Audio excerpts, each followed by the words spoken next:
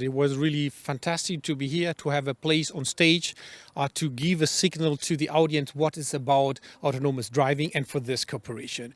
And said, I know it is about speed, and that was also the emphasizing the people really to engage, work together, find the partnership. There's no beginning, there's no ending. It's the team here together, the CCAM team working on what has to be realized. Being disruptive is important to make the turnaround.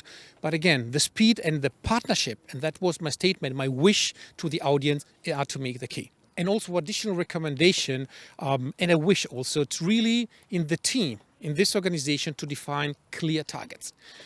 We set up a clear frame with the organization, with the will of working together. Everybody have the same understanding and the same objective. Now let's try to make this transparent, to get those clear target on the table, clear milestone with clear deliverable that we can explain to the outside, that is bringing at the end of the day contribution and value add to the industry. We do, and we are still 100% committed to autonomous driving. We are offering as Continental, starting from component, from sensor to complete autonomous driving system, and also not only offering hardware by software. We have a long history in autonomous driving. Therefore, this is going to stay one strategic stream of Continental, and that's why we are keeping communicating and keeping partnering in this CCAM as Continental.